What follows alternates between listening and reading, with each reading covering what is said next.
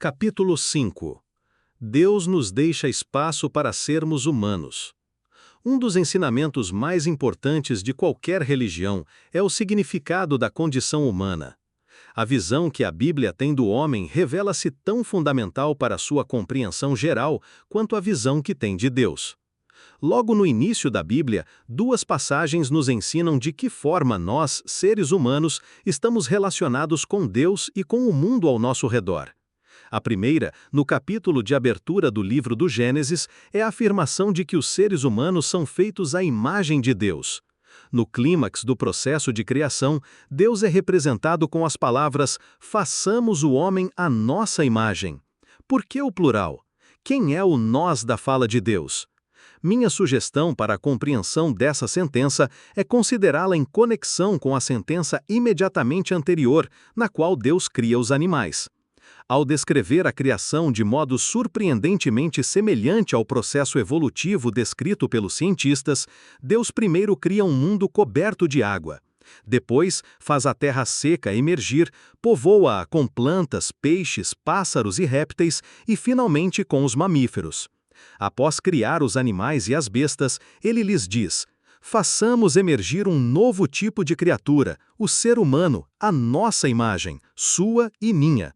Moldemos uma criatura que, em certos aspectos, seja igual a vocês, um animal, precisando comer, dormir, acasalar-se, e igual a mim em outros pontos, elevando-se acima do nível animal.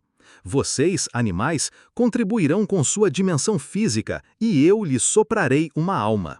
E assim, coroando a criação, são feitos os seres humanos, em parte animais, em parte divinos. Mas qual é a parte de nós que se eleva acima do nível animal? A parte de nós que está associada a Deus como nenhuma outra criatura? Para responder a esta questão, devemos voltar-nos para a segunda das passagens bíblicas, uma das histórias mais mal interpretadas de toda a Bíblia, a história do que aconteceu no Jardim do Éden. Depois que Deus criou Adão e Eva, diz a Bíblia, ele os colocou em um jardim e disse-lhes que poderiam comer dos frutos de todas as árvores ali existentes, inclusive a árvore da vida. Foi-lhes vetada apenas a árvore do conhecimento do bem e do mal. Deus advertiu-os de que no dia em que comessem daquela árvore, morreriam. Em parte porque, pressionados pela serpente, eles comeram do fruto proibido. Deus os repreendeu por sua desobediência e aplicou-lhes as seguintes punições. Deveriam abandonar o jardim e não mais comer o fruto da árvore da vida. Eles não morreram aquele dia, mas foi-lhes dito que gerariam filhos e morreriam, em vez de viverem para sempre. Para Eva, o processo de dar à luz e criar os filhos seria doloroso. Multiplicarei sobremodo os sofrimentos da tua gravidez. Em meio a dores, darás à luz filhos. Adão terá de trabalhar para produzir o alimento, em vez de simplesmente encontrá-lo nas árvores. No suor do rosto comerás o teu pão. Haverá tensão sexual entre o homem e a mulher. O teu desejo será para teu marido, e ele te governará. Quando se lê essa história pela primeira vez, ou quando pela primeira vez ela é ensinada na escola dominical, costuma ser entendida simplesmente como a história da desobediência de Adão e Eva ao comando de Deus e de sua punição por causa disso. Este nível, próprio para uma resposta infantil, guarda uma mensagem certamente familiar. Mamãe lhe disse para não brincar na lama, mas você brincou na lama, agora vai ficar sem sobremesa. Talvez, dependendo da tradição religiosa de cada um, tenha sido dito ao leitor que todos os seres humanos, descendentes de Adão e Eva, foram condenados a morrer como pecadores por causa daquela desobediência original. Naquela oportunidade, provavelmente lhe pareceu injusto que Deus tão severamente punisse a homens e mulheres e a seus descendentes por um pequeno engano cometido por um casal inexperiente, sobretudo se Adão e Eva não podiam saber o que era o bem e o mal antes de comerem da árvore do conhecimento do bem e do mal. Penso que temos aí mais que a história de um simples caso de desobediência a Deus e da consequente punição. Minha interpretação talvez seja muito diferente daquela que nos ofereceram na infância, mas penso que faz sentido e é compatível com o contexto bíblico. Eu vejo a história como um relato sobre as diferenças entre ser um humano e ser um animal, e a chave para a compreensão está no fato de que a árvore proibida é chamada de árvore do conhecimento do bem e do mal. Os seres humanos vivem em um mundo de bem e mal, e isto torna nossas vidas dolorosas e complicadas.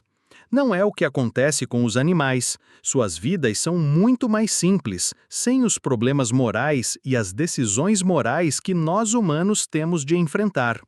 As categorias bem e mal, na verdade, não existem entre os animais. Eles podem ser úteis ou sujos, obedientes ou desobedientes, porém não podem ser bons ou maus. Termos como cachorro bom ou cachorro mau não se referem ao valor moral daquilo que os cães escolheram fazer, mas apenas ao fato de serem convenientes ou inconvenientes para nós, assim como tempo bom e tempo ruim. Como nossos quase-humanos ancestrais, os animais comem da árvore da vida, têm fome e sentem sede, crescem e se acasalam. Todavia, a árvore do conhecimento do bem e do mal fica fora do seu alcance. Para usar um termo que ninguém antes de nossa geração poderia entender, os animais são programados. Instintos inatos dizem-lhe quando comer, quando dormir, etc. Seguem seus instintos e têm muito poucas decisões difíceis a tomar. Os seres humanos, contudo, não têm similares no mundo das criaturas vivas. A imagem de Deus em nós permite-nos, com base na moral, dizer não ao instinto. Podemos deixar de comer mesmo que estejamos com fome. Podemos abster-nos do sexo mesmo quando nossos instintos estão levantados, não por temor de sermos punidos, senão porque entendemos os termos bem e mal de maneira diferente dos animais. A história inteira do ser humano é a história da elevação acima da natureza animal e da aprendizagem do controle de nossos instintos. Vejamos mais uma vez as punições que Deus inflige a Adão e Eva. Coloquei o termo punições entre aspas porque não estou certo de que haja realmente punição. São consequências dolorosas do fato de serem humanos em vez de simples animais. Cada uma delas é um meio de representar a vida humana como sendo mais dolorosa e problemática do que a vida dos animais. O sexo e a reprodução são naturais e não problemáticos para todos os animais, à exceção do homem. As fêmeas entram no cio, os machos são atraídos por elas e a espécie é preservada. Nada podia ser mais simples. Compare-se isto às tensões sexuais existentes entre os seres humanos. A adolescente que espera a atenção do garoto, sentindo-se ignorada e pouco atraente. O colegial que não pode concentrar-se em seus estudos, acariciando a ideia do suicídio porque sua namorada rompeu com ele. A mulher solteira que engravida e não aceita o aborto, porém não está certa sobre que outra opção fazer. A esposa profundamente deprimida porque o marido a deixou por outra mulher, as vítimas de estupro, os produtores de filmes pornográficos, os adultérios furtivos, a promiscuidade sexual. O sexo, tão simples e direto para os animais, é tão doloroso para nós, a menos que nos comportemos como os animais, porque conhecemos o mundo do bem e do mal. Ao mesmo tempo, porém, exatamente porque vivemos neste mundo, uma relação sexual pode significar infinitamente mais para nós do que para um animal ou para alguém que veja no sexo apenas um instinto a ser satisfeito. Pode significar ternura, afeto mútuo, entrega responsável. Os animais podem acasalar-se e reproduzir-se, só aos seres humanos é dado saber o que é o amor, com toda a dor que o amor às vezes envolve. Para os animais, dar à luz e alimentar os filhotes durante seu crescimento é um processo puramente instintivo. Existe muito menos dor física e muito menos dor psicológica no caso deles que no dos humanos. Quando a cadela de nossa família tem sua ninhada, ela sabe exatamente como agir sem que nunca lhe tenha sido ensinado. O parto é desconfortável, mas não tão doloroso quanto para uma mulher. Nossa cadela alimenta seus filhotes e depois que eles estão grandes o suficiente para cuidarem de si, começa a ignorá-los. Quando ocasionalmente se encontra com algum deles já crescido, ela o reconhece como a um outro cão, não necessariamente como filho. Entre os seres humanos, tal relação jamais poderá ser tão simples assim. Dar à luz o filho, uma das experiências mais dolorosas que o organismo humano pode experimentar, é, em certo sentido, a parte menos difícil. Criar e educar os filhos, transmitindo-lhes seus próprios valores, partilhando com eles as grandes e as pequenas mágoas, sabendo quando ser rude e quando ser condescendente, estas são as partes dolorosas da paternidade. E, à diferença dos animais, não podemos fazê-lo baseados apenas no instinto. Temos de fazer escolhas difíceis. Além disso, os seres humanos têm de trabalhar arduamente por seu alimento, produzindo-o ou desempenhando alguma atividade para ganhar dinheiro e adquiri-lo. A natureza providencia alimento para os animais, tanto para os que caçam como para os que coletam. Um leão talvez tenha de exercitar-se para emboscar e matar um animal, mas, embora difícil, isto nem de longe se compara à experiência humana de ser demitido de um emprego ou de ter de conseguir informações para tomar uma decisão importante. Os animais dependem apenas do instinto para se guiarem na busca do alimento. Somente os homens têm que preocupar-se com a escolha de uma carreira, com a manutenção de um emprego ou com a convivência com um patrão. Somente os seres humanos têm que pesar os prós e os contras, saber se não são ilegais ou antiéticas suas ações para conseguir um cargo ou fazer uma compra. Mais uma vez estamos diante de uma área importantíssima da vida que, para os animais, pode ser difícil, mas pelo menos é livre de dilemas morais. Para os seres humanos, a área é problemática e muitas vezes penosa.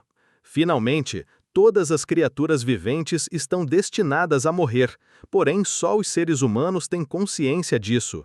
Os animais protegem-se instintivamente contra as ameaças à sua vida e ao seu bem-estar, porém só os seres humanos vivem no vale da sombra da morte, com o conhecimento de que são mortais, ainda que ninguém os esteja atacando. O conhecimento de que um dia morreremos muda nossas vidas de muitas maneiras. Leva-nos a tentar fraudar a morte pela realização de alguma coisa que nos sobreviva, tendo filhos, escrevendo livros, exercendo um impacto sobre nossos amigos e vizinhos para que se lembrem de nós com admiração. O conhecimento de que nosso tempo é limitado valoriza as coisas que fazemos. Está presente na escolha que fazemos entre ler um livro ou visitar um amigo doente, em vez de ir a um cinema, precisamente porque não temos tempo para fazer tudo. Isto então foi o que aconteceu a Adão e Eva. Eles tornaram-se humanos. Tiveram de sair do jardim do Éden, onde os animais comiam da árvore da vida, a árvore das forças vitais básicas e dos instintos. Ingressaram no mundo do conhecimento do bem e do mal, um mundo mais doloroso e mais complicado, onde teriam de fazer escolhas morais difíceis. Comer e trabalhar, ter filhos e criá-los já não seriam coisas simples como eram para os animais inferiores. Aqueles primeiros seres humanos estavam agora dotados de autoconsciência. Após comerem do fruto proibido, sentiram a necessidade de vestir-se. Sabiam que não viveriam para sempre e, acima de tudo, que teriam de passar suas vidas fazendo escolhas. É isto o que significa ser humano à imagem de Deus. Significa liberdade para fazer escolhas, em vez de agir sempre conforme nossos instintos mandam. Significa saber que algumas opções são boas e outras não, cabendo a nós perceber a diferença. Os céus e a terra tomo hoje por testemunhas contra ti, que te propus a vida e a morte, o bem e o mal. Escolhe, pois, a vida, para que vivas. Deuteronômio 30:19. Isto não poderia ter sido dito a nenhuma outra criatura vivente, a não ser ao homem, porque só ele tem liberdade de escolha. No entanto, se o homem é verdadeiramente livre para decidir, se ele pode ter consciência da própria virtude por escolher livremente o bem quando optar pelo mal lhe seria igualmente possível, então ele deve ser livre para escolher também o mal. Se ele fosse livre somente para o bem, não haveria realmente uma escolha. Se fôssemos limitados ao bem, não teríamos liberdade para escolhê-lo. Imagine um pai que diz ao filho: "Como você gostaria de passar esta tarde? Fazendo os deveres de casa ou brincando com um amigo? Escolha." O filho responde: "Gostaria de brincar com meu amigo." O pai contesta: "Desculpe, mas você está fazendo uma escolha errada. Não posso permitir isto. Você só sairá de casa quando acabar seus deveres. Escolha de novo." Desta vez o filho responde: "Tudo bem, farei meus deveres de casa." O pai sorri e diz: "Estou contente porque você fez a escolha certa." Poderemos achar que o resultado está correto, mas seria errado dizer que o filho mostrou maturidade e responsabilidade na escolha. Imagine agora que Deus diga a uma pessoa: como você acha que vai conseguir dinheiro para pagar suas contas?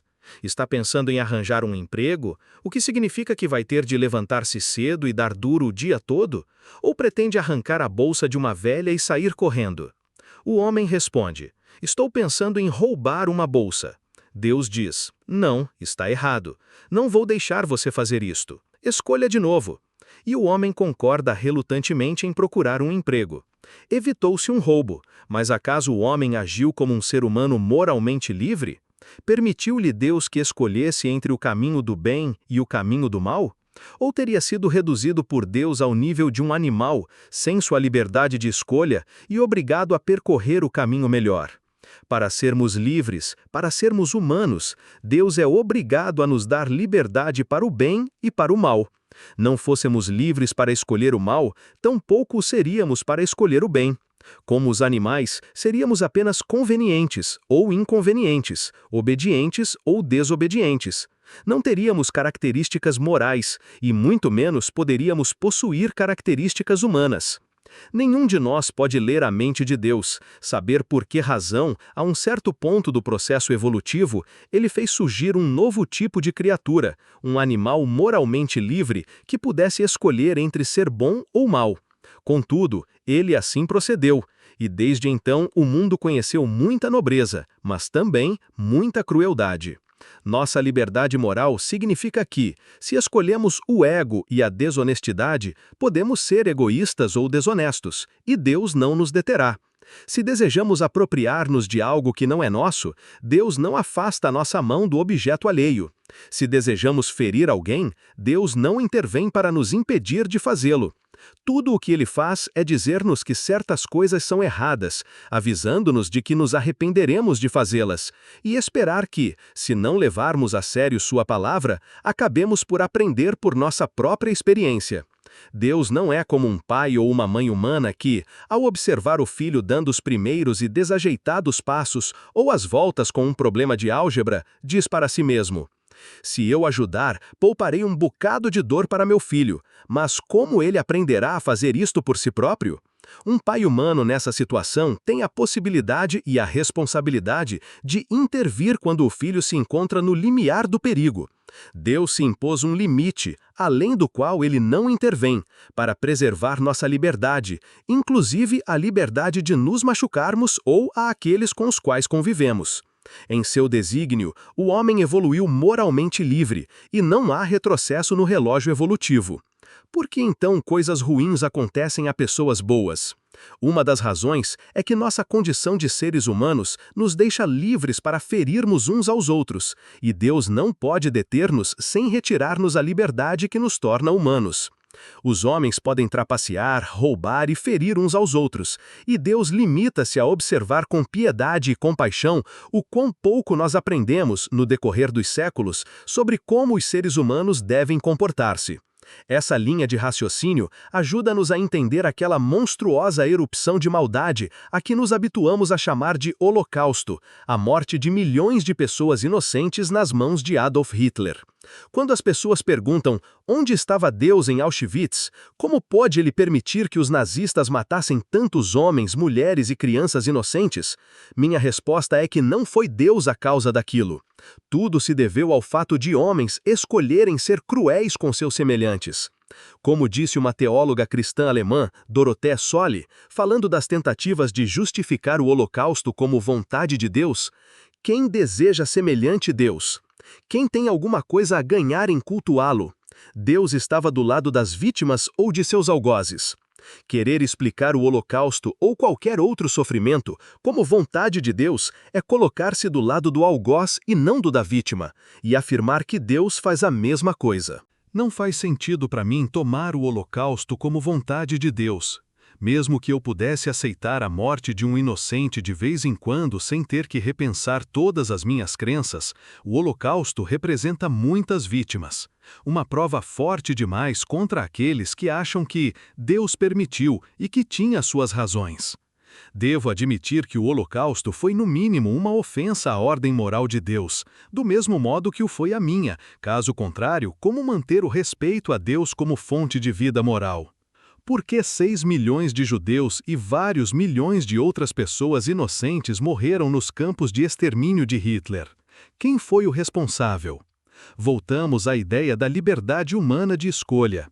O homem, descobrimos, é aquela criatura única, cujo comportamento não é programado.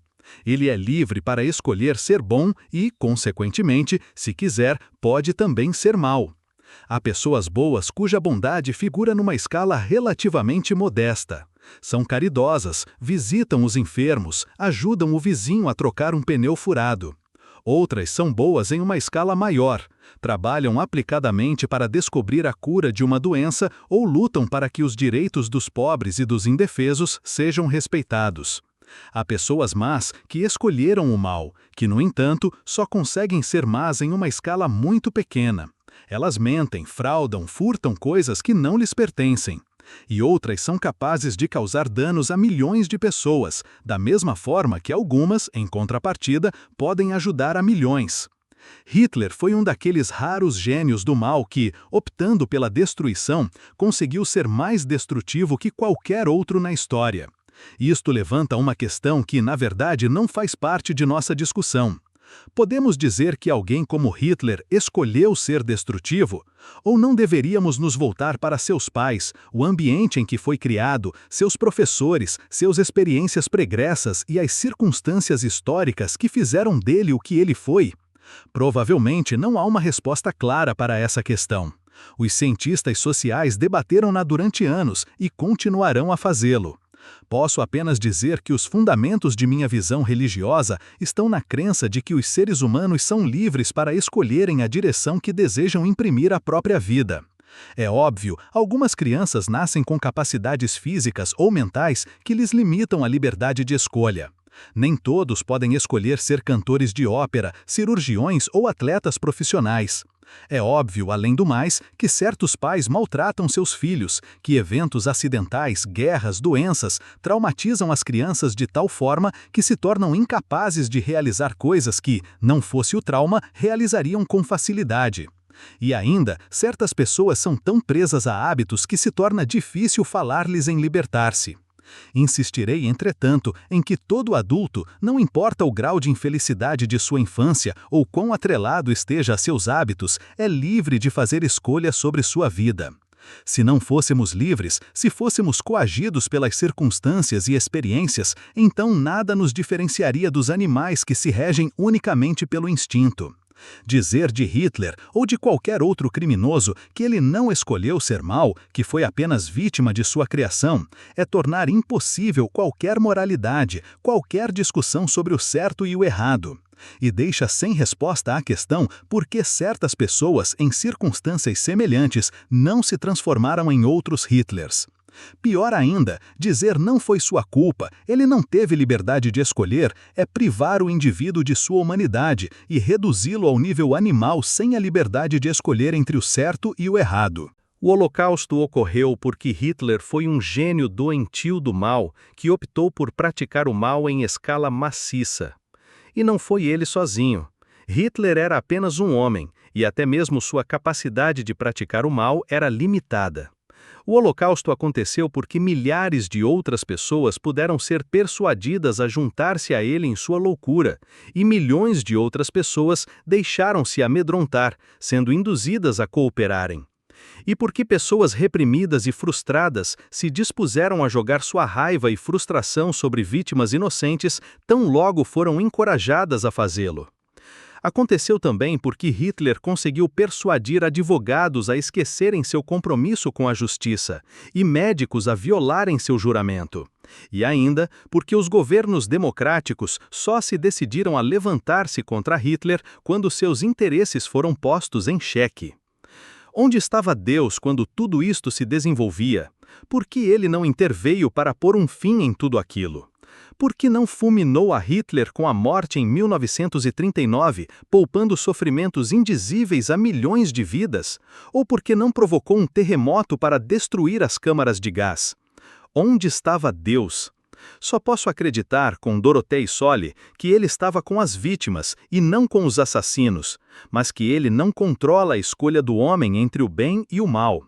Só posso acreditar que as lágrimas e as orações das vítimas suscitaram a compaixão de Deus, mas que, tendo ele dado ao homem a liberdade de escolha, inclusive a liberdade de escolher ferir o seu semelhante, nada havia que ele pudesse fazer para evitá-lo. O cristianismo introduziu no mundo a ideia de um Deus que sofre, ao lado da imagem de um Deus que cria e comanda. O judaísmo pós-bíblico também ocasionalmente falou de um Deus sofredor, um Deus que se torna desabrigado e segue para o exílio com seu povo, um Deus que chora quando vê o que alguns de seus filhos infligem a outros de seus filhos. Não sei o que significa sofrer para Deus. Não creio que Deus seja uma pessoa como eu, com olhos para ver, lágrimas para chorar e terminais nervosos para sentir dor. No entanto, agrada-me pensar que a angústia que sinto quando leio sobre os sofrimentos de inocentes reflete a angústia e a compaixão de Deus, embora nossa maneira de sentir dor seja diferente.